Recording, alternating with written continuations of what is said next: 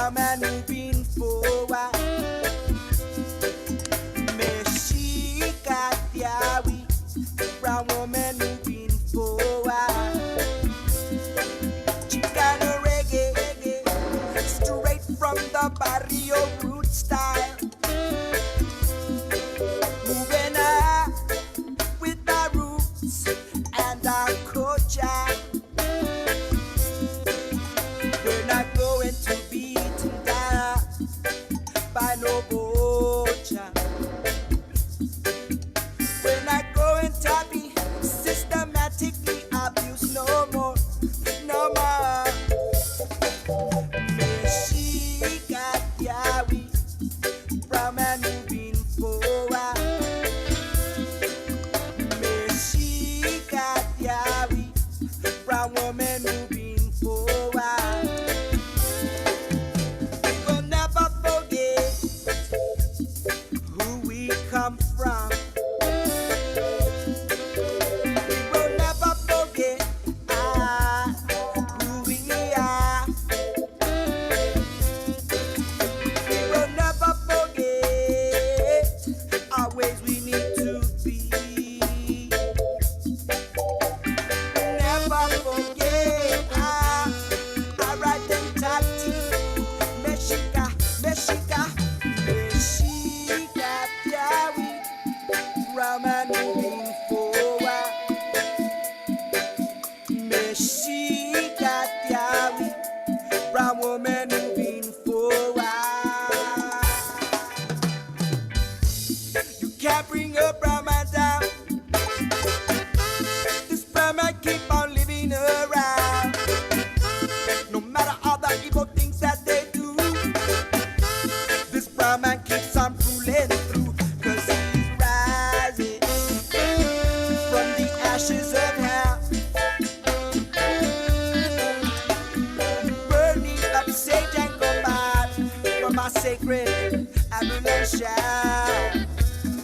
I say we're rising from the ashes of hell. We're burning up sage and gold from our sacred abomination. Meshikatiawi.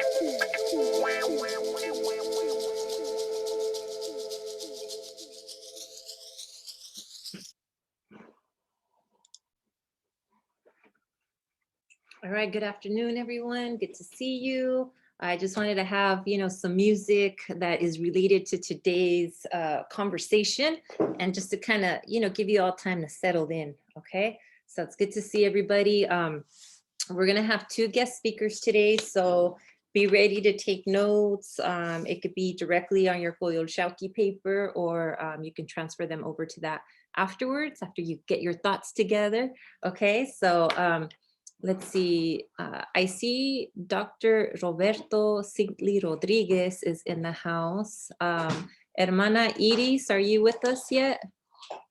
I don't think I see her yet. Okay, let's hope that she joins us in a bit. So I do want to let you all know that our guest speakers are tuning in, connecting with us from Mexico. Okay, so that's really amazing and awesome. I love that they're doing the good work that they're doing out there, but staying connected to the people over here in the States. Okay, I see your message, Dr. Cintli, thank you. So we're going to go ahead and get started, y'all. Okay, so I'm going to go ahead and introduce Dr. Cintli to you all. And then hopefully Iris Rodriguez can join us in a little bit. So let me introduce you. Dr. Roberto Cintli Rodriguez is an associate professor in the Mexican American Studies Department at the University of Arizona. He is a longtime award-winning writer. His last two books are Sacred Maiz is Our Mother, Nin Tonantzin Non Centeotl in 2014, and Yolqui, A Warrior Summoned from the Spirit World in 2019, were published by the University of Arizona Press. I've not yet been able to read your second book, Yolqui, but I've read Our Sacred Maiz is Our Mother, and I've used it as a textbook in Chicano studies in the identity and empowerment class. Absolutely love the book because it's an easy read in the sense that they're not really long chapters. They're organized in a way that is beautifully organized, and it has, you know, English, Spanish, Nahuatl, and it's just a beautiful way to organize, and then also to really dive deep into the Maiz culture and the Maiz philosophies and the Maiz identity for us as a people, right? So thank you, Roberto, Dr. Cintli, for being here with us. Just to give you a little bit of a background, we are at the beginning of the semester, right? So at this point of the semester, I really like my students to really dive deep into rediscovering their identities, including their indigenous part of who they are, because as you know, Dr. Cintli, a lot of that is usually erased in our schooling. It's not valued, appreciated, or even pointed out. So many of us forget that we are also indigenous peoples. And so I'd love to have you speak to that and relate it to some of the work that you've done. So I'm going to go ahead and hand it over to you, Dr. Cintli. Thank you for being with us. Go ahead and unmute yourself first. The glare of the sun, I couldn't see that I was muted. But anyway, this is the book, Nin Tonantzin Non Centeotl. That's actually the official title, but my publisher, they said, if you have that, nobody's going to understand what it is. And I'm like, I go, you can have Italian and French on front covers and all that, but now what's wrong with that? She goes, well, anyway, so that's why it's in English. Our sacred maiz is our mother, or nuestro maíz sagrado es nuestra madre. Yeah, I think it's kind of like my life's work. Although everything that I do is my life's work. Same thing with Yolqui. I think the Maiz book is very special in a different way, in that a lot of people, you know, growing up, we were given like 20 different names, you know. And I don't even blame my students, even the black or the white students. They try to figure out what to call us, and I'm like, I don't blame you. I said they've given us so many names. I go, we don't even know what to call ourselves. But in terms of identity, I mean, I think when I was about 5 years old, I think I was pretty set and firm on what my identity was because of my father. My father pretty much taught me. And I remember I asked him a question. I said, I go, how come, but in Spanish, you know, I asked him, I said, how come they call us wetbacks? And my dad said, don't worry about it. He goes, we didn't swim across the ocean to get here. From that point on, I was like, you know, I don't even know if I thought it in a profound way, but I knew what he meant. But I think it was much later when I literally did this book and when I did my dissertation that I understood what my dad had taught me at that age, at 5 years old. Because he was giving me a very profound message. It was like a double message. I go, wait a minute. It's kind of like they're telling us we're alien. I go, when they're the ones that came across a whole ocean. I said, you know, something's wrong there. And that's what my dad told me at 5 years old. He also told me other things.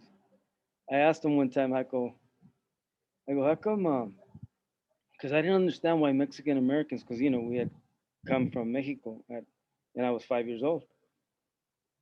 And I didn't understand why Mexican Americans, they hated us. And I didn't understand why they didn't speak Spanish.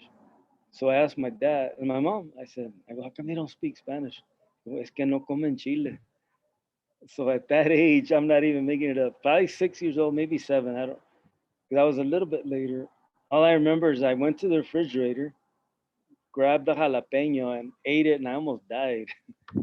And like this happened to me as a little kid. I remember Aslan Underground. They did a little video and it has the exact same scene. I don't know if they heard me or what, but they're good friends of mine. But in any case, I mean, maybe that's a very common experience, but for me, that's all part of our identities, learning. But I'm saying I was very well grounded. My dad taught me the stories, and not that it was easy, but I mean, I never doubted myself. And it was hard to doubt myself either, right? All I had to do is look at the mirror, and I'm like, I don't see no blondie in front of me, you know.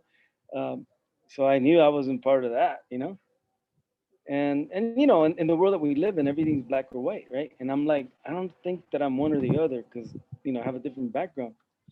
So as a little kid, you learn little by little or more and more, and not until I guess I've been a writer my whole life, and I think when I was pursuing, even actually before I went for my master's and PhD, my wife and I at the time we started doing this project about origins and migrations, and we had a couple maps that we found or were given to us actually that showed that the Aztecas had come from around the state of Utah, around the Colorado and the Green River. I'll see if I can find the map here in front of me in a second. And yeah, here it is. This is what was given to us, and I don't know if you'll be able to see it that well, but if you can see some arrows, they're pointing to what appears to be the Colorado and the Green Rivers. And anyway, everyone that saw that map or yeah, just saw that map, they were beyond excited. They were like, "Oh, that must be Aslan." And I don't know, I didn't have the same instinct. I just said like wow. I go, "What is that?" Like where did that come from? Because it didn't, what it says is Antigua Residencia Los Aztecas. And so that's all it said. It didn't say Aslan, it just said Antigua Residencia Los Aztecas. And there was a typed note at the top, if you see it, at the very top, you know. And so that maps don't normally have writing or writing like that. So I said, well, somebody had this map and they wrote something there. What it had to do with was the Hopi. The Hopi are from northern Arizona. And what it was saying is that the Hopi have been here forever and they've been independent since 1680. But right above that is where you have that Antigua Residencia de los Aztecas. And it was amazing that, like, what a coincidence. They invited Chicanos to be at this gathering of native peoples from all over the country, Southwest primarily, because they wanted Chicanos to translate. But the Chicanos saw that note and they're like, hey, we're in here too.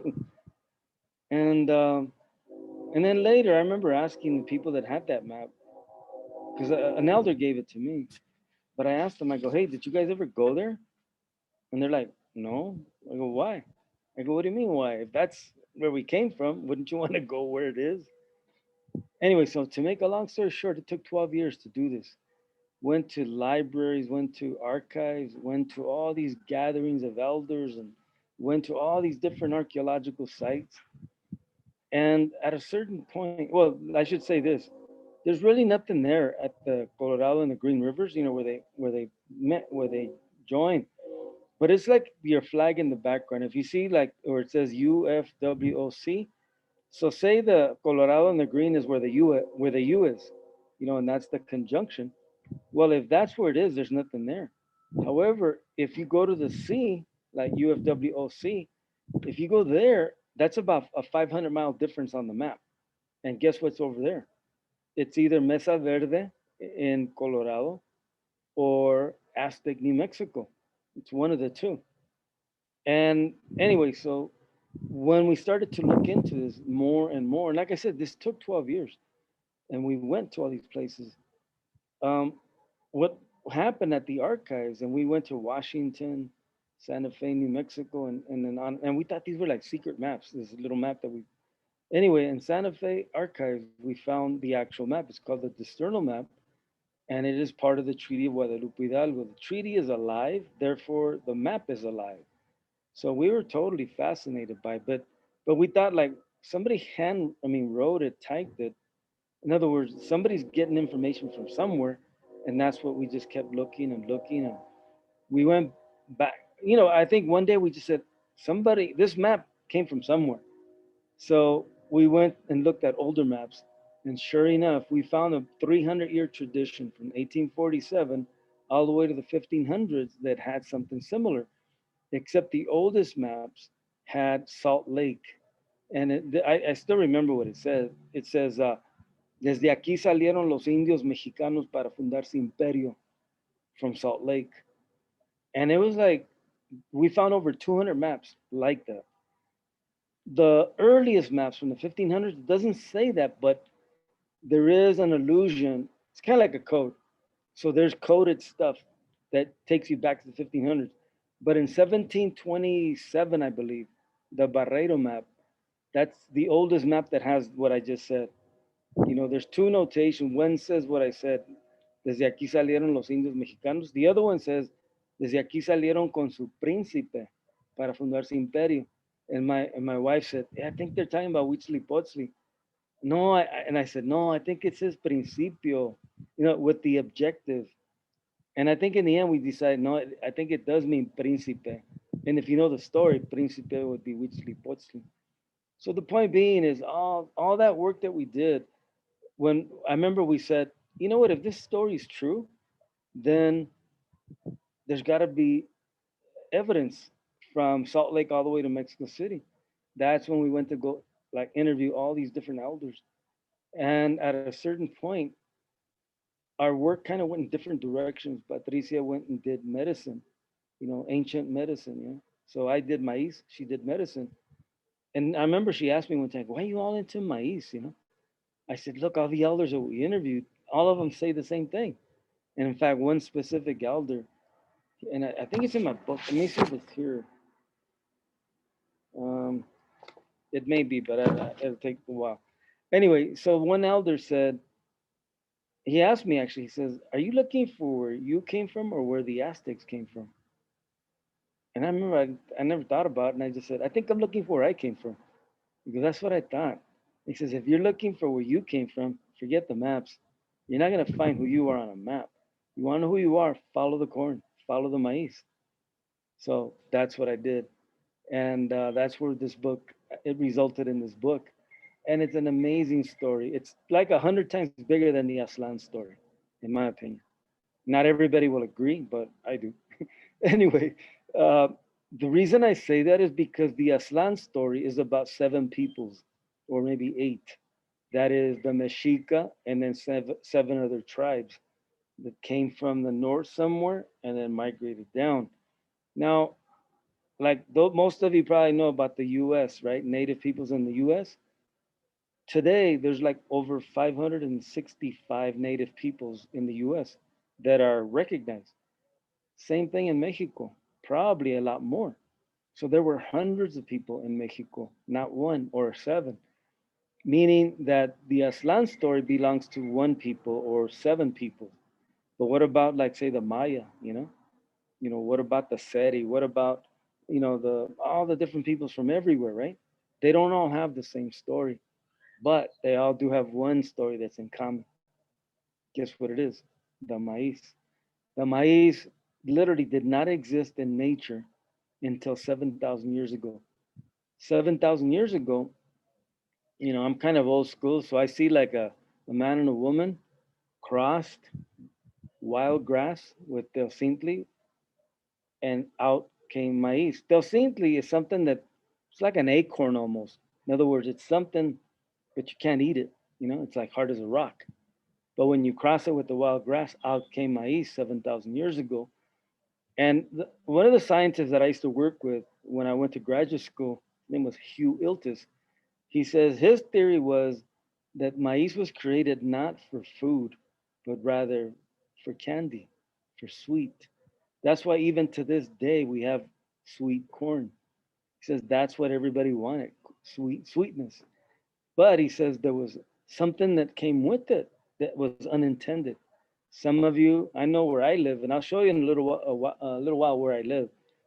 Uh, but where I live, huitlacoche is a delicacy, and everybody here eats it, and that grows on the corn itself.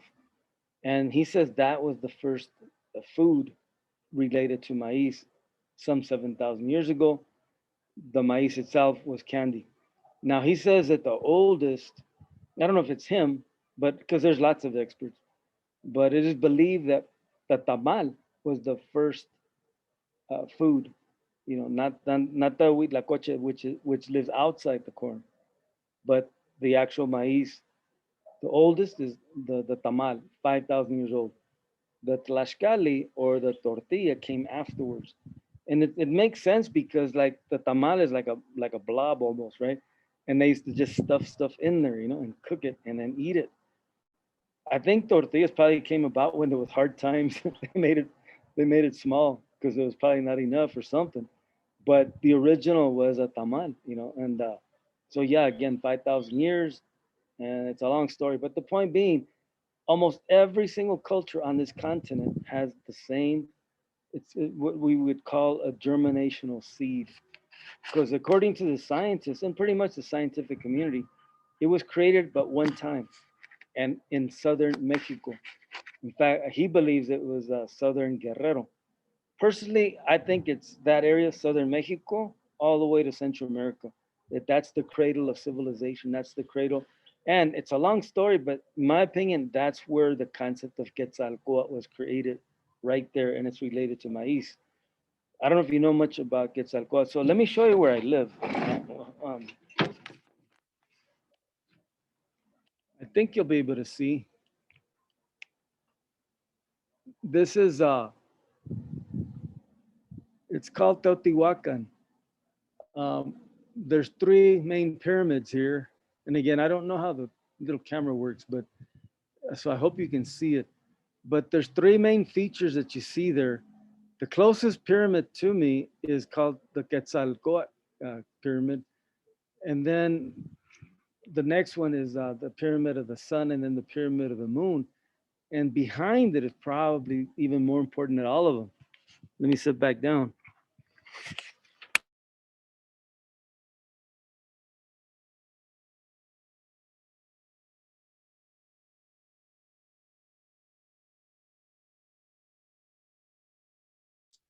Did he disappear on us?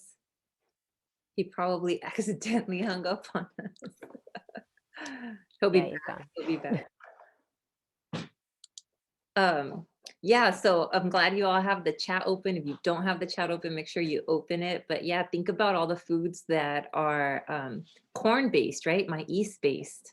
And somebody said tortillas, and like tortillas is practically like for every meal, right? We're eating tortillas or something made of the corn masa, the corn flour. And so imagine living, how many of you, with the show of hands, or you can even use your reaction emoji like this, right? Your thumbs up if you don't want to show your camera. How many of you have ever been out to any of those pyramids in Mexico? There he is, he's back. Anybody? Yeah, there you it never fails. Every time I do that, it always the plug, and I think I got a bad battery. Anyway, so what I was saying about those pyramids is, anyway, it's a long story because again, you know, the research I've done is for like at least 20 years, at least, just on this topic. And what a lot of people believe, even that the Mexican flag, that migration story, is really about here actually. And like I said, it's a long story, but if you read, there's two codices. One is called the Florentine Codex. The other one is called the uh, Códice Anónimo. And both of them tell of a story. And one of the actually several elders told me the same story.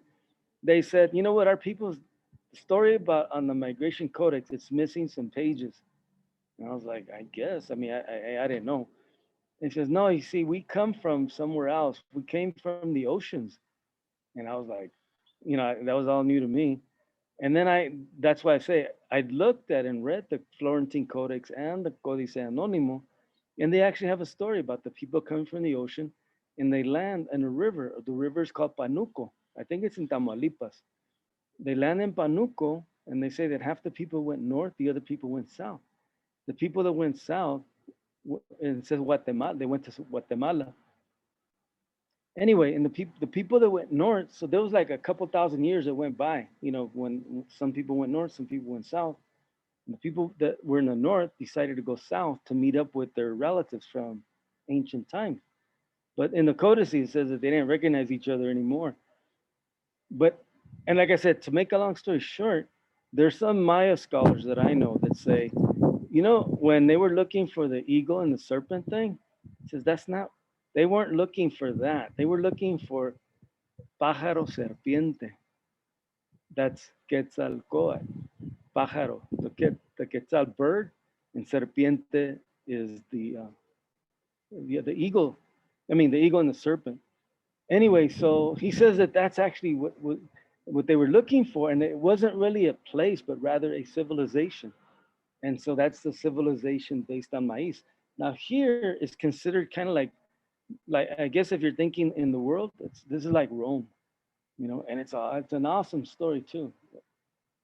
But they call it the city of the gods, but that's not really its real name or even its function. Because people say that here, that people from all over the continent would come to be legitimated. In other words, almost like authenticated, like somebody that from the Zapotecas would come, they would be given a ceremony, given a book, given a staff, and then they would go back and they were the legitimate rulers, the Tlatoanis of their own place.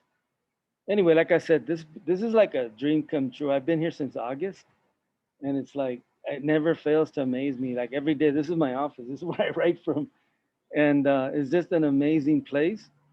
But like I said, I remember the first time I came here. I was probably about your age. I can't really tell your age, but I'm assuming I was 22 when I first got here.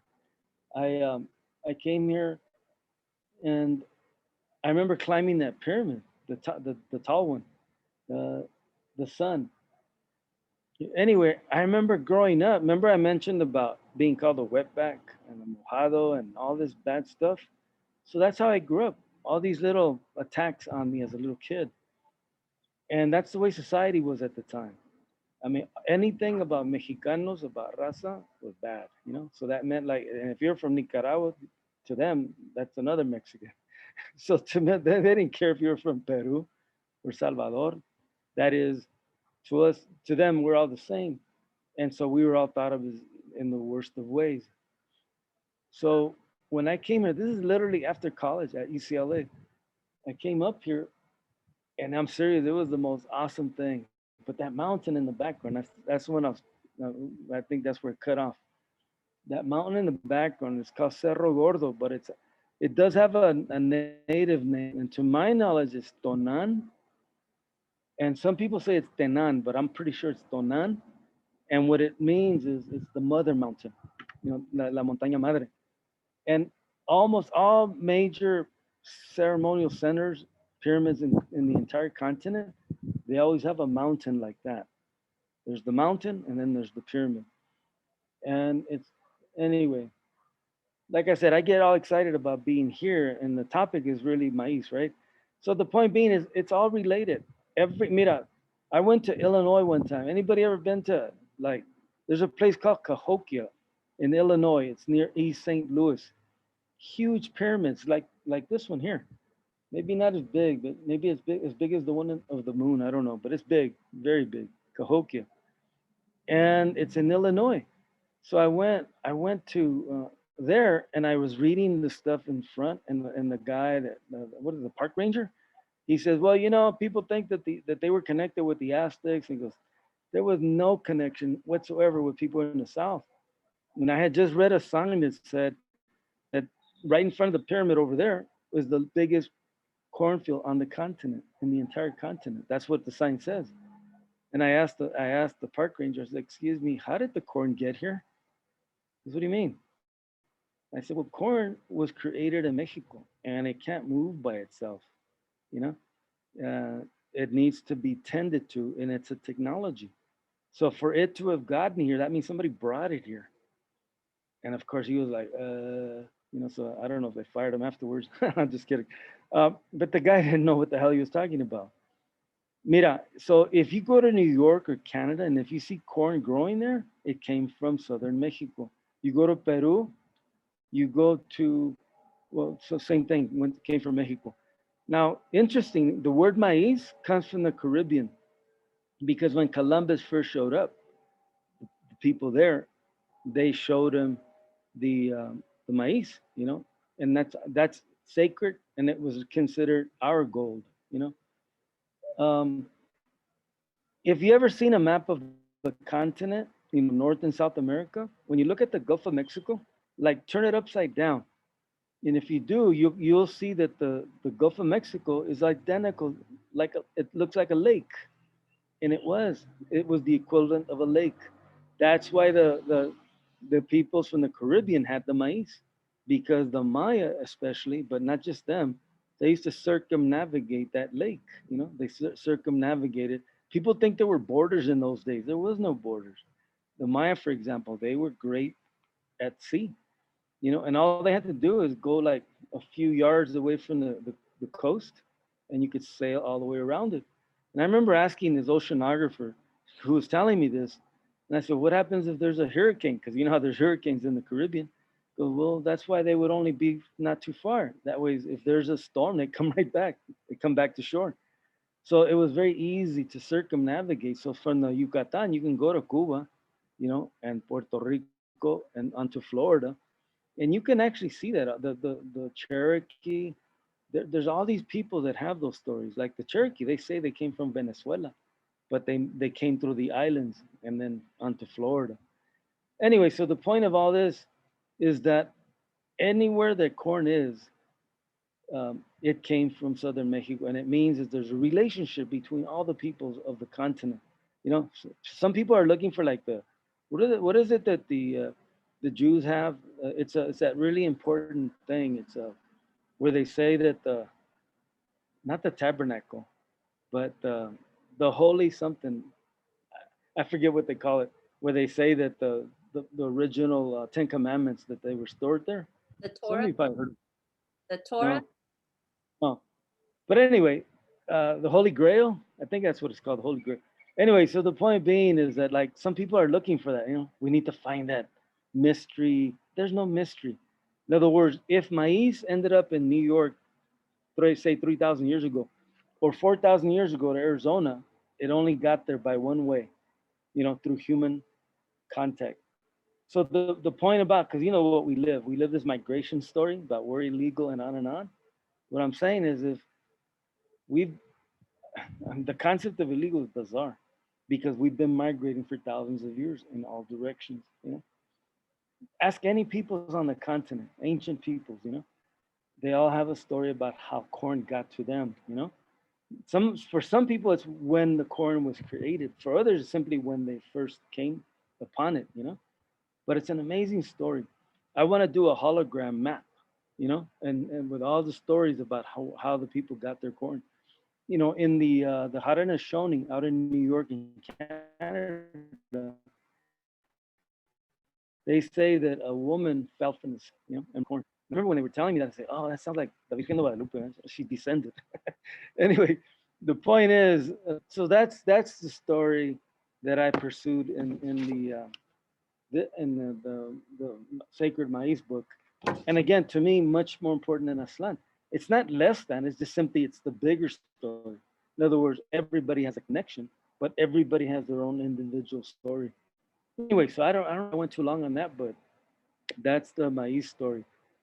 Um, should we go to a question or did Edith show up?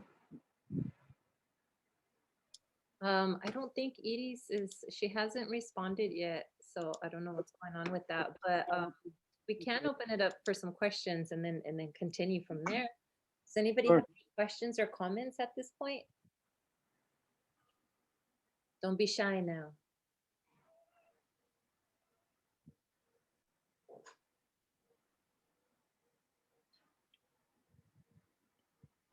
I have a question for them. Have any of you ever heard the expression "go back to where you came from"? Of Well, that's course. kind of the response. This book that I'm talking about, this work is the response to that. You know, scientists say we are what we eat. So you know what the most important crops in the entire world are? You know, over 60% of them are from right here, from the Americas. So corn, beans, squash, chile, and then not everybody, but most of us Mexicanos, we eat nopal, you know, nopal. Of course, the aguacate came from here, and so did the tomato, and so did chocolate. So all the basic stuff, and that corn, bean, squash, and chile, you can survive for thousands of years. It's drought resistant. You know, it's resistant to what do they call it? A disease. In Europe, they didn't do it that way. They didn't combine them, and they used to think of it as food for animals. You know, I Mhm, mean, there ain't nothing wrong with animals, but in their minds, they thought that was like that's not for human consumption. mhm. And now these are the foods. I don't know if you ever heard of spirulina or amaranth. Amaranth is something you learn about. That see, people think that all we ate is tortillas actually, and we actually ate tortillas and bread. Amaranth is bread. I we were bakers. He goes, I come from a family of bakers going back thousands of years. And I was like, huh? He goes, and then he asked me, he goes, you know what wasontli is?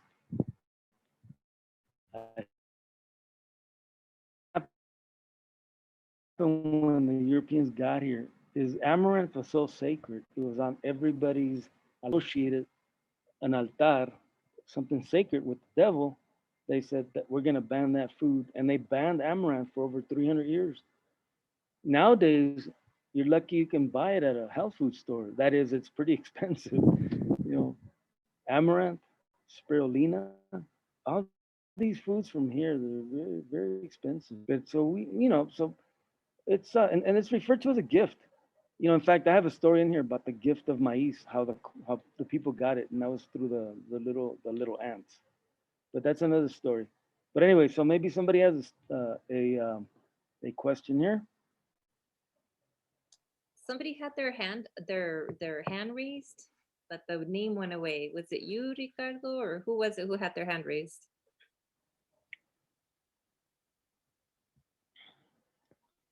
I should just pick on someone. You can. No. You can do whatever you want.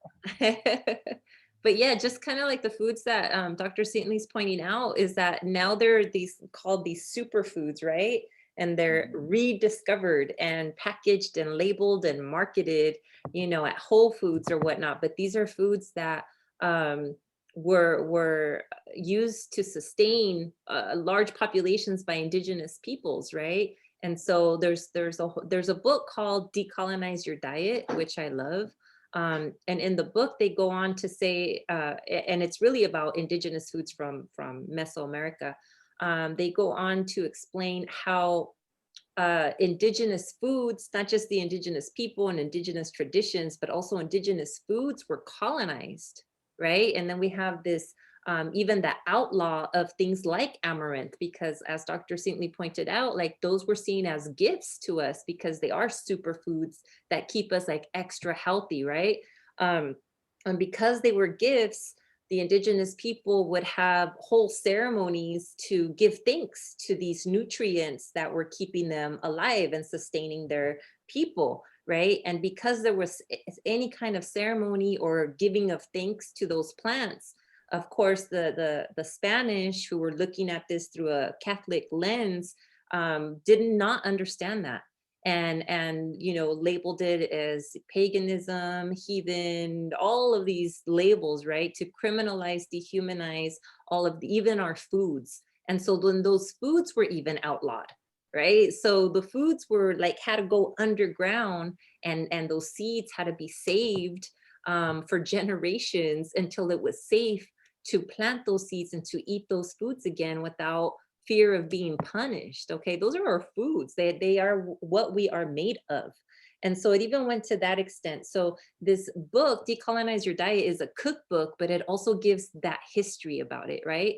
And it also talks about the food industry and how unhealthy it is like the foods of today are so unhealthy, and how the food industry has made it so that we're addicted to certain kinds of foods that are bad for us, just so that they can keep making money off of that, right? So there's that whole aspect to it too, as far as social justice in food. But then they go on to share like all of these ingredients and recipes and histories of original pre-colonial dishes and foods, right? And how healthy they are. So it's an awesome book. I love that book. So it speaks to that, right? That we even have to decolonize our diet, and not diet by means of I have to lose weight diet, but just what you consume. And then I also had, just so you know, Dr. Cintli, is that in the chat, I had students just kind of list foods that are made out of maize, right? So that, and I did that so that you all can see, like Dr. Cintli was saying, we are what we eat, right? If you want to discover who you are, then look at the foods that you eat and are traditional in your family. And we have so many foods that are corn-based. And where did corn come from? And how long ago was it created by our ancestors, right? So that is a daily reminder of who we are. Go ahead, Dr. Well, I was reading the chat, right? So there's questions and answers in there also. Well, the first answer was, remember I was asking about, it's called the Ark of the Covenant. Okay, so in other words, that's what maize is for the most part. That is, in other words, people are looking for some secret. There's no secret. In other words, people are looking for evidence. The evidence, they say the maize is its own artifact. It documents itself. That's why we know that it's spread everywhere. That was the answer to that one. But some of you caught on with the Italian food. It's based from the Americas. Well, you can't have Italian food without tomatoes, and the same thing with the potatoes. What do you call it? Someone mentioned the Irish. Mhm.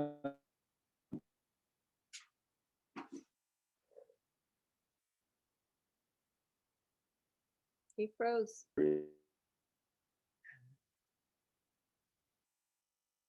You know what the name of the potato is in New Zealand? In the New Zealand, and what I was told in the ancient days, and people I've seen DNA studies that show that over 800 years ago there was contact with Polynesians.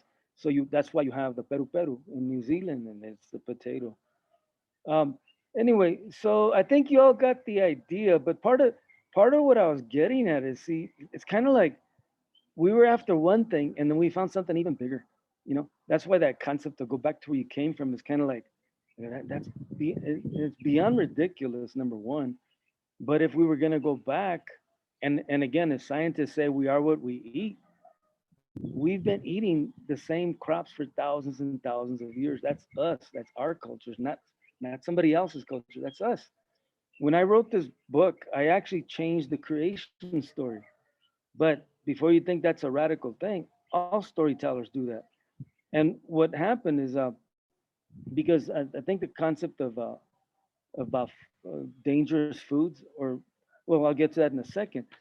Well, what happened is that some people think, including my own students, they call me corn man, and because they think everything about me is about corn, or an ancient corn. I said, no, it's actually about today, right now, like the diabetes crises, the obesity crises, heart disease, and on and on. It's all about obesity, and a lot of it has to do with the corn syrup and also genetically modified crops.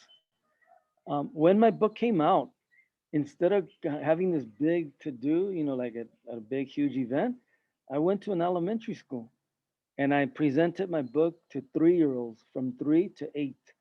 And I told them the story about the maize, the ancient story, but I changed it. And the story is about how when humans were created, that they couldn't move, and they were created 4 different times, and until the fourth time, that's when they finally got it going. Before, it was like they were made out of mud and all these different things, but at the end, um, Quetzalcoatl and Quilatzli, you know, two energies were given the task of creating the human beings, and then Quetzalcoatl was told to find food for the people. He went looking for food. He found some ants. Some ants were carrying corn on its back. I actually filmed that, and I'll give you a link where you can see that. You can see the hormigas, actual ants carrying corn on their back. So it was right. It was perfect for this story. So Quetzalcoatl asked the ants. I said, "Hey, where'd you get that corn? Or where'd you get that food?" Or actually, he didn't know it was food. He says, "Where'd you get that?" To make a long story short, you know, they say no. They don't want to tell him anything. They don't want to give it to him. And in the end, he's like, "It's not for me. It's for humans. If they don't have this food, they'll die." And uh, and so they finally relent. They take him to a place called Tonalcapet, which means sustenance mountain, and there are the seeds of humanity in there. Now, I heard this story from elders many different places, and I went back and because I was puzzled. I said, we think of ants as beings that share, like bees, you know, ants and bees. And I said, why would they say no? You know, in the story, and I'm thinking it doesn't make sense. Seems like the ants would have been the ones that share with everybody. So I asked all the elders, and they said, I don't know. Nobody ever told us. They just that's the way they was told to us. And then I was thinking, I said, I'm gonna give the answer to why the ants said no. And so if you read the story in the book, it's because the ants feared that humans would hoard the corn for themselves, you know. Then they feared that they would sell the corn. And then third, they would create a monster corn out of it. So when 3-year-olds are hearing this, I'm referring to genetically modified corn. And yet at 3 years old, four, five, six, they all understand the concept of monster corn. Anyway, so that was my introduction with this book. Now, remember what I said to my students? They call me corn man and say I'm all into corn. Well, the reason I have my own theory. You see, this is actually, you can say that this is really my life right here. And the corn technically was like my distraction. And I say that knowing that it really isn't a distraction because that is my life. But this other one is about violence. It's about how I was almost killed in 1979 by LA sheriffs. And it dominated my life for years and years and years. That just came out in 2019. And I work with families of survivors or families that have gotten people killed. And it's heavy, heavy trauma. And so, for in a way, my theory is that I got into corn so I can forget about the violence. But in any case, those two books were published by the University of Arizona Press. By the way, when I was almost killed, I was charged with trying to kill 4 police officers, and I had 8 counts, 2 counts against each sheriff, 4 of them, and I won the criminal trial after 9 months, and then I sued him. So 7 years later, I was back in the courtroom, and I beat him again, and it was really my attorney, is Antonio Rodriguez out of L.A., incredible attorney. Um, he couldn't defend me in the lawsuit trial, so I had another attorney for 7 years. And 2 days before my trial, the attorney that was representing me has his family's phone number, and my brother calls me. He says, "Hey, your attorney. They called and they said you're on trial in 2 days, and they said good luck. Get yourself another attorney." And so you could imagine 2 days after 7 years. And the only person that could have taken that trial at that point was my original attorney. So I called him and he blew his lid. Like, but I want to skip all the details. The point is, he did defend me and we won. It was 36 days. Amazing. I think my deliberation was 11 days. And it was I mean, it was really traumatic, but it was pretty cool too. Because like we even had Cheech, he made a guest appearance. And it'll take too long to explain, but the point is, when I told my attorney asked me, he goes, "Hey," I go, "Do you want to tell the jury anything before we choose the last one?" I said, "Yeah, ask the jurors, ask them if they seen the video Born in East LA, by Cheech." And my attorney was like, "What? Are you crazy or what?" And I said, look at everybody. The courtroom was packed, and half the side was on my side, the other side was all the cops. It was packed. And so my attorney, he tells the last jurors, he goes, "Have you seen the video Born in East LA?" And I'm telling you, the entire courtroom, everyone, including their side, the cops and the judge and the jury, everybody just could not stop laughing. So when Antonio looked at me and I go, that was the idea. They had to relax because they had just like you hear about stereotypes. That's what it was in that courtroom. Everybody from East LA had a machine gun, a machete, was killing, raping, robbing, the worst. That's how they saw everything. But my attorney, he tells me, no, that's not who we are. I go, we're hard workers. And no, it was like the speech of his life. It was awesome. So unfortunately, like I said, that was 79. I'm pretty sure that's way before most of you were born, and probably even before your parents were born. But the point is, unfortunately, it's worse today than it was in those days. I went to court twice because I had never heard of anybody win against police. And it was very common. And I went back, or rather, I went to court. And nowadays, to me, it was like that's the past. I got healthy by running. I know Veronica knows what I'm talking about. Like I do ceremonial running, and a lot of it is about the maize, but it's about things related to that. And it's a way to make ourselves strong. And it's also a philosophy of life. I tell people like I learned about what you say versus what you do, and I learned that through running. Because in running, we have this expression about dejando huellas, and that is that you are judged not by what you say or what you believe in, but by the footprints you leave behind.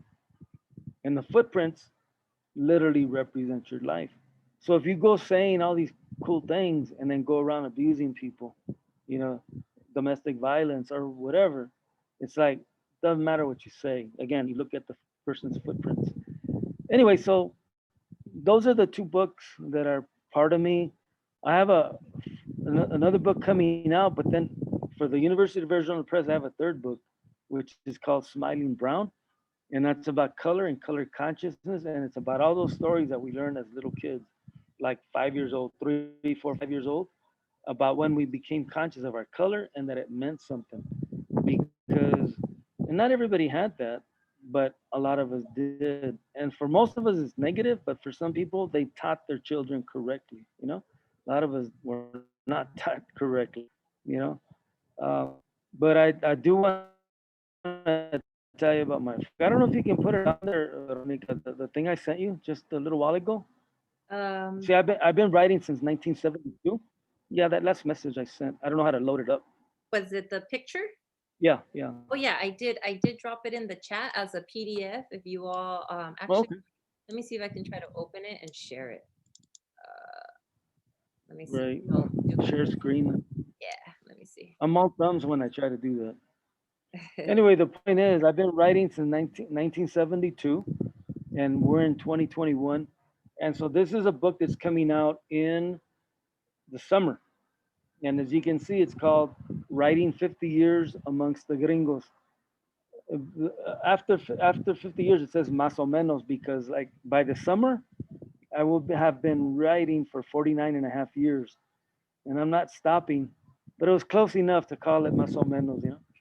And that's been my life, 50 years of writing.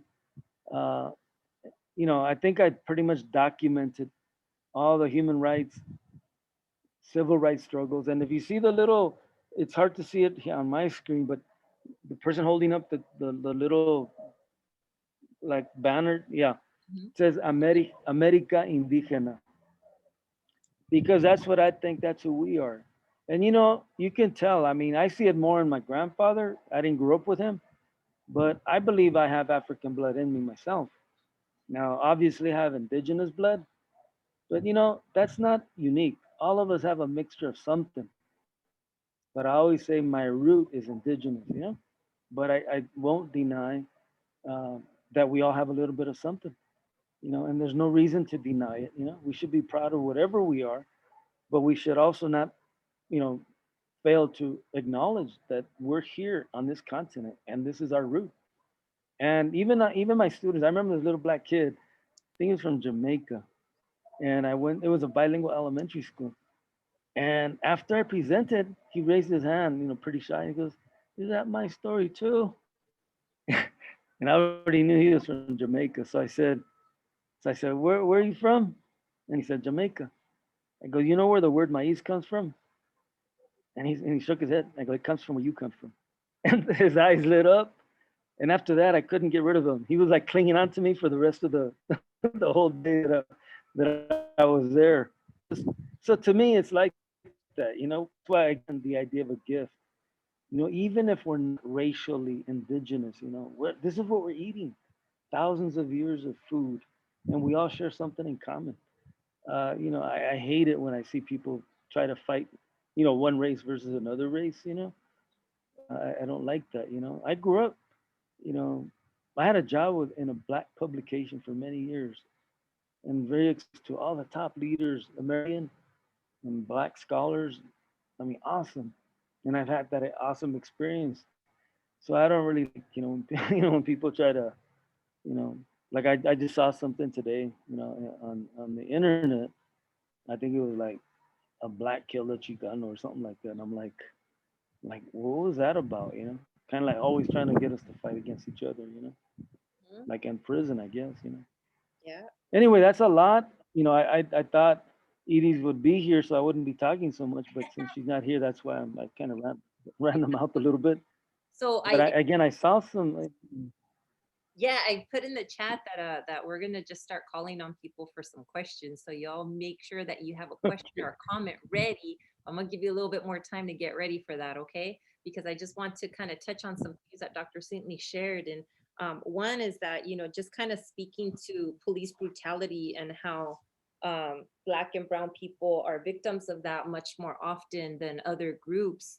And just kind of really thinking like how we juxtapose that brutality that is rooted in dehumanizing other people, and then criminalizing other people for just because of the color of their skin, to be able to justify such brutality, right? And another thing that we have in addition as brown folks to the dehumanization and the criminalization is again the erasure of our tie to this land, to this continent, right? So we also have to deal with that level of being seen as illegals, as foreigners, as aliens, right? And then dealing with the frustration of not understanding the reality behind that from those that are in power, right? That kind of look at us as the enemy because of those labels. And so we have to deconstruct those labels and understand the history behind this to be able to rehumanize us as a people, right? And to be able to not criminalize us because we're not foreigners, we're not illegals, we're not aliens, and the color of our skin is not a crime. Okay, the fact that we exist on this continent for thousands of years is not a crime. So we have to juxtapose those two things. Like, why does this racism exist? To the extent of brutalizing the people that live here, right? Why? What is fueling that? So you always have to look to the root of things. What is fueling such brutality? And the other thing that I want to point out, and I want to point this out, and I'm going to be really, really honest with you all, is that last semester, I had a student who took offense to such words as gringo or gabacho and all of that. And I just want to offer, I guess, not an excuse, but some kind of a disclaimer, right? That we have to look at this through the lens of the author, which in this case is Dr. Cintli, and a lot of other people who are having to deal with a lot of racism and discrimination and prejudice, and living in this society that is really structured and built upon white supremacy, right? And so those labels are like to push back on that system that brutalizes us, right? That system that locks us into poverty, that keeps us uneducated and underemployed, or locked in poverty, right? So it's a pushback against that and calling that out. It's not like a label that that we impose on the entire white race, right? But it's more of that white supremacist systemic racism that we deal with. So I just want to point that out, that that comes from that experience and that perspective.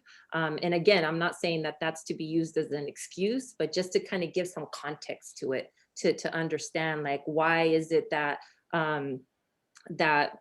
brown folks use that terminology? It's not like a blanket term, but it's more, it's like, I'm addressing this racism, right? That we had to deal with, and this kind of like white supremacist mentality that is putting us in the structures that we're in, and that we have to navigate through that. And navigating through that is very dangerous for us as people of color. I don't know if you want to speak to that, Dr. Cintli. I just mentioned it very briefly. That's the whole point about questions too. In other words, if you're bothered by something or don't know or are not clear, please feel free. And I did want to add two things. So remember what that I mentioned, almost killed in '79. It had to do with, I saw a young man brutally beaten, vicious. It was the opening night of the movie Boulevard Nights, and this kid was in the middle of the street talking about God. And I'm skipping most of the details, but in the end, I took photos of, no, before I took the photos, there was like over 100 police on the boulevards, like what they call SWAT, they call SEB, Special Enforcement Bureau. And when they started to beat on him, I mean, I had already walked and seen the 100 SEB officers. And I remember I lived down the street, that is, I grew up there and I worked for Lowrider Magazine at the time. And it was the opening night of that movie, Boulevard Nights. And so I started to leave because I saw how vicious and brutal they were. And a lot of the people that were there, they looked at me and said, like, hey, isn't that your job? And I said, that is my job. I said, but I'm not crazy. I'm not gonna get killed. So I started to leave. And when I got to my car, all this time he had been screaming about God, because he was talking about God even before they beat on him. So when they started beating on him, he just called out to his God and just, Anyway, so when I got to my car, all that stopped. It was a total eerie silence. And it was broken up by one thing, and that was the riot sticks landing on his body. And it was the most weird sound that I had ever heard. It was a hueco sound. And I remember, I just, in my mind, I said, I can't leave. So I went back, took photos, and that's when I got my skull cracked. And I ended up in 2 hospitals. But after that, I already knew about that topic, but I started to study it. And I tried to figure out, when did this stuff start? And I went back and back. Now this is 2021. In those days, it was like 79. And I was thinking, like, well, did this happen in the early 70s? Of course, that was the East LA Chicano moratorium. They killed Ruben Salazar and another one. And then before that, in the 60s, in the 50s, there was this big case called Bloody Christmas. If anybody ever sees the movie LA Confidential, the opening scene of that movie, LA Confidential, is Bloody Christmas. It's when the LAPD beat on some Mexicanos vicious, and it's memorialized in that movie. Then some of you, I'm sure, have heard of the Sleepy Lagoon or the Zoot Suit riots. That was the 40s. And then I went further back, the 30s, and I go, hey, that's when they were repatriating, deporting millions of people in the 50s and 40s and 30s. But worse than that, that's when they were lynching Mexicanos, 1930s. When did they start lynching Mexicanos, 1840s. After the war, Mexicanos had the land. How did they lose the land? It wasn't by sale. It was through lynchings. So that's how Mexicanos lost the land. So they were lynching Mexicanos in the 40s, 50s, 60s, 70s, 80s, 90s, 1900, all the way to the 1930s. And as I'm going back and back, and I'm thinking, what was before that? It's called imperialism, Spanish colonialism. In other words, 300 years of violent colonialism, imperialism, and then this other history. And I'm thinking what your professor just said. It wasn't so much dehumanizing, but that's the result. Well, let me explain it differently. In other words, when Europeans got here in 1492, they saw the people as not human or less than human. And then the African also saw them as also less than human, not human. So between red, black, and brown peoples, they saw these populations as less than human or not human at all. That's why what I'm saying is that when I kept going back and back and back, it was like there is no beginning. In other words, it's literally the day they showed up, 1492. Um, so guess what? I'm part of a group right now. We call it a Raza database, and we've counted all the peoples that have been killed recently. And for the year 2020, same with 2019, but more so in 2020. You know how like last year was the year of Floyd, George Floyd? Well, that was protests all over the country, right? So guess what happened last year? 230 blacks or African Americans were killed by police around the country. How many brown peoples were killed? 205. That's like radical. In other words, how come nobody knows that? You know? And I have every single name. It's not like a guess, I have every name. And so we're putting something together like a national summit, congressional hearings, and we want to go to the International Criminal Court at The Hague because that's exactly what it is. It's dehumanization. We're treated as less than human, and that's the idea. Guess what happened too last year? One of your professor's students is actually helping us in that. She wrote to me one day and says, "Hey, I want to help in that project you're doing," and so she's actually helping us now. But part of it is, like I said, I always stress red, black, and brown. And even if you consider that actually all peoples are being killed, all colors, all races, but red, black, and brown, there's something different about these three. Anybody have an idea of what it could be? Like, why are these three different?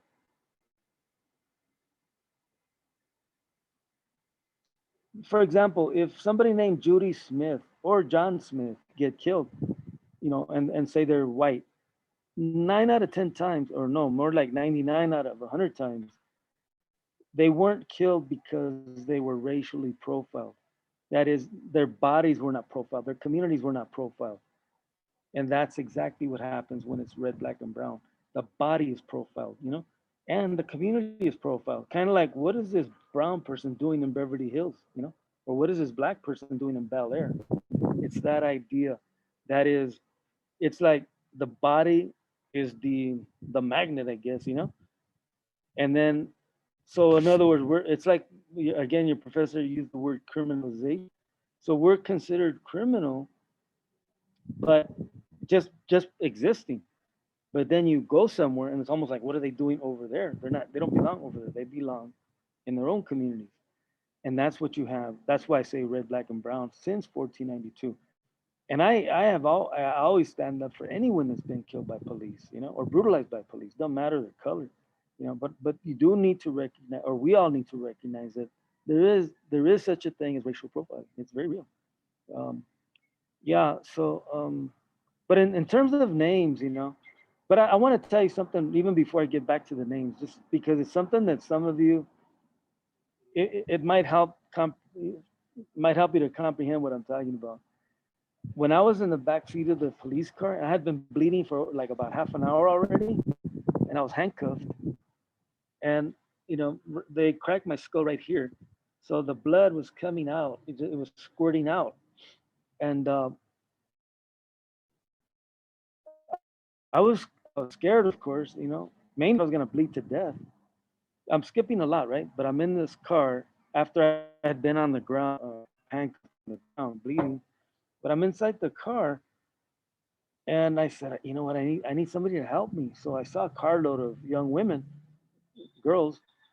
They were probably like in their teens. And I looked out the window, and I wanted to tell them to call for help, right?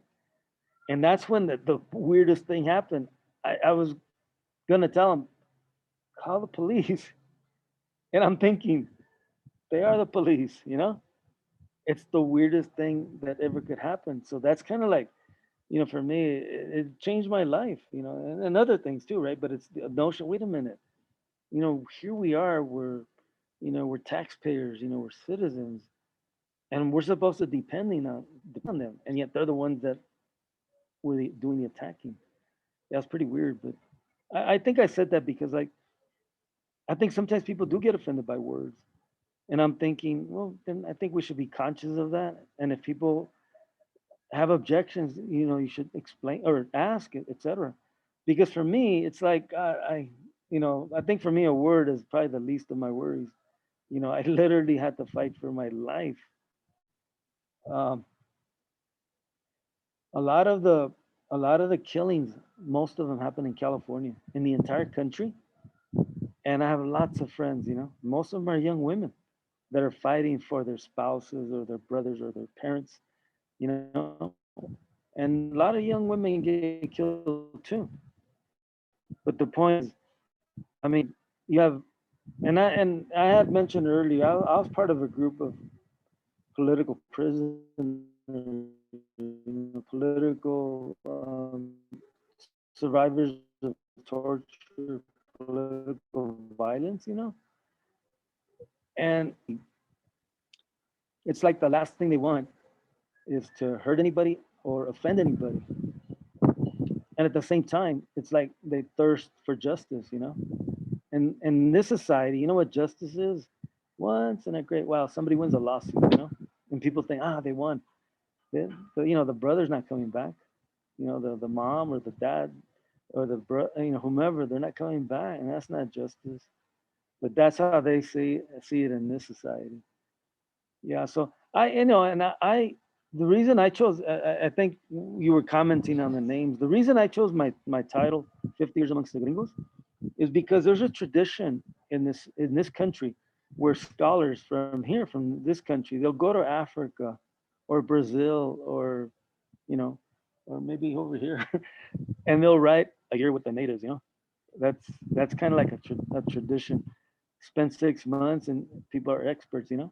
So I thought, well, I came from Mexico and I lived all this crap, but I've been here a little bit longer than a year, in the US. And so that's why I kind of thought of that idea, that I wanted for people to know what I lived in this country. And again, I don't see it as an insulting name, but again, I can't control people's ideas. If people think it's insulting, I don't mean it to be. Um, and I've seen and heard that issue or debate. I think for me it's appropriate. And I don't know if I can say anything else, but if anybody does have a question about that, I can answer if you wish. Remember what I was saying. So three main topics of my work: maize, violence, and color consciousness. So that's what I deal with for the most part. The 50-year book is a compilation of selected works from 72 to the present. You know, and I got other books coming out too in December, in the winter. I'm writing a lot nowadays, and they're going to be trilingual: English, Spanish, and Nahuatl. They're creation stories. They're children, young people's literature. But again, I don't know if anybody has a question. Yeah. Anybody in the So chat?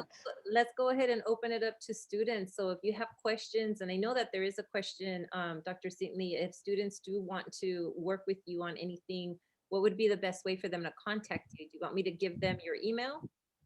Yeah, that would be the best thing. Yeah, because we really do need that help. Because, and like I said, I know, personally, I don't really like socialism.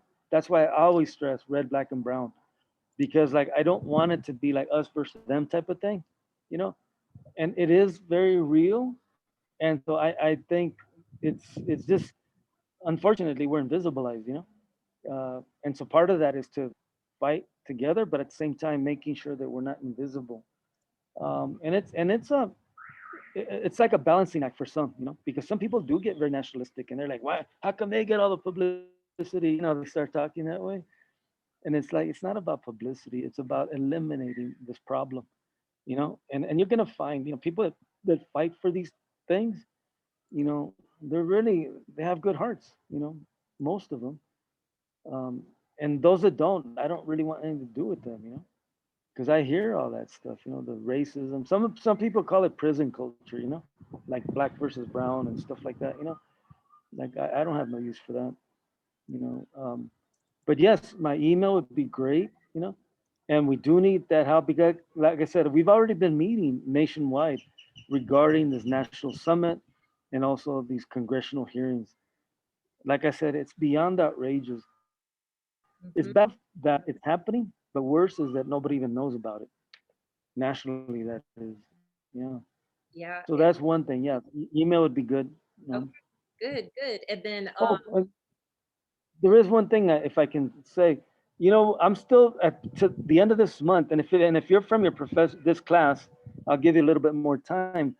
Though we're wrapping up this Smiling Brown book that is looking for people to write about like their memories when they were little kids. When you were 5 years old, 6, 7 years old, memories of the issues of color, and but even equally important is when we finally figured out there was nothing wrong with us. So two sets of memories, the earliest ones and when we figured out that we were okay. Because to me, the object of the book is not that one color is better than another color, but that there's no color that's bad. So if you're interested in that too, use that email and say you want to know about the Smiling Brown Project. Very simple, 300 words to 1,200 words. It could be just a series of memories or an essay, or it can be artwork or photography. Anything that projects what you grew up with or what you observed. And if it was not about you, maybe about your parents or your siblings, etc. okay, good. Okay. So the main projects that you're working on is the Smiling Brown project, and then your continuous work in researching police violence, police brutality. Yes. Yes. Did I miss anything? Was there another one?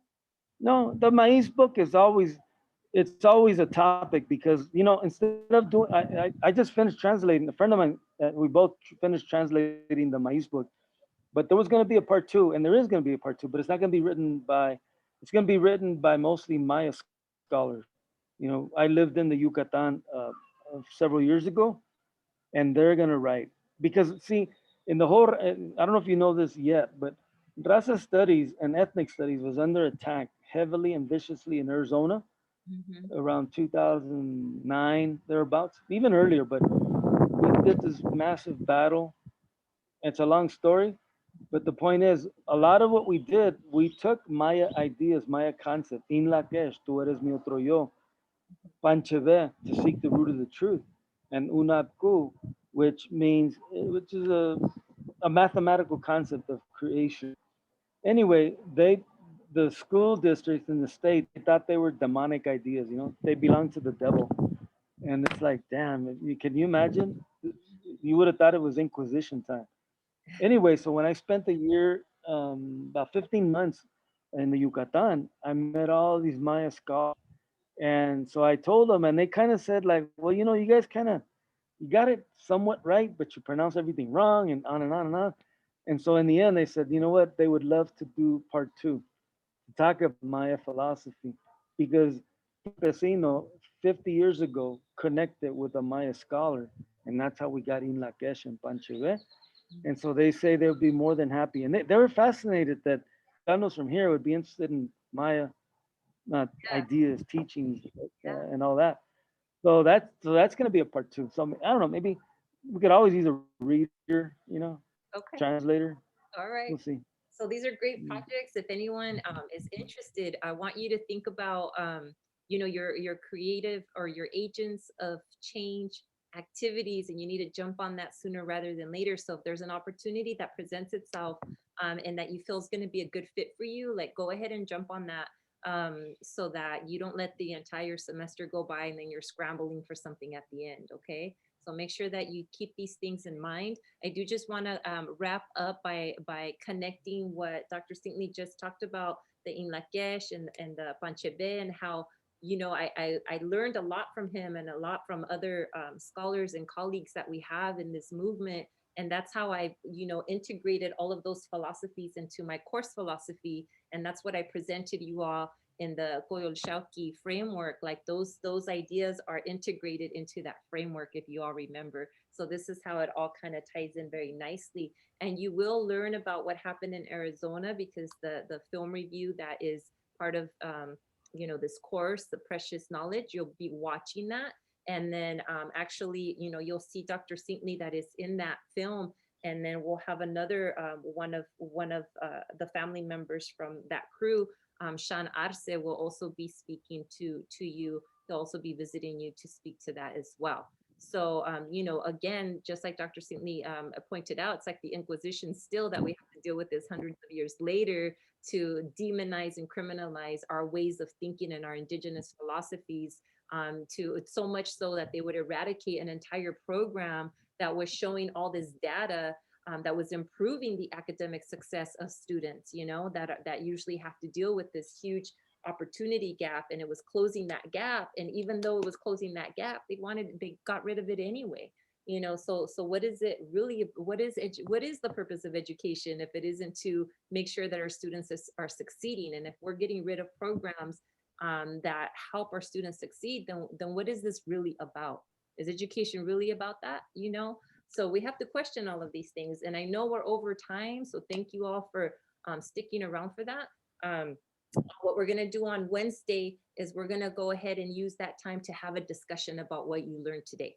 Okay, so it'll be a lot more centered around you all and bringing that to the table so that we can have a discussion around that. And I will just facilitate, but be ready to share on a Wednesday. It's going to be very much student voice centered. So be ready for that, okay? But I want to thank you, Dr. Cintli, for your time with us today, for checking in with us all the way from Tenochtitlan, all the way from Teotihuacan. Teotihuacan, that's right, Teotihuacan, right where, you know, our ancestors, you know, built those great cities. So thank you for that. Thank you for always staying connected. And folks, please unmute yourself so Dr. Cintli can hear your beautiful voices. If you want to give your thanks and say goodbye, please do so now. Thank you. Thank you, doctor. Thank you. Thank you. Thanks to all of you, and again, more than happy to connect. So Thank you'll have the email, okay? Gracias. Gracias. Thank you. I think I'm gonna disconnect. Oh, there we are. By the way, have you ever heard of Teotihuacanda? Have I? Like, Yes. yeah, you know, like Wakanda. This is Oh. Teotihuacanda. Oh no, that's new. That's new for me. How about the corn man? Corn man Corn super. land. The corn Cornland. man, the elotero. Oh yeah. Yeah. Oh my God. With the pandemic, I think I've only had one elote out here, man. Oh, and it was to die for. So I didn't eat it. No, just kidding. Everything's to die for right now. The neighborhood elotero still comes by out here, even throughout the pandemic. And some days really saved us, you know, from like not having to go out, just right here, right on the front. So that's always Yeah. Yeah. Bueno, again, bye, huh? okay. Muchísimas gracias. Okay, we'll be in touch. Thank you so much, Tlazocamati. Hey, hey.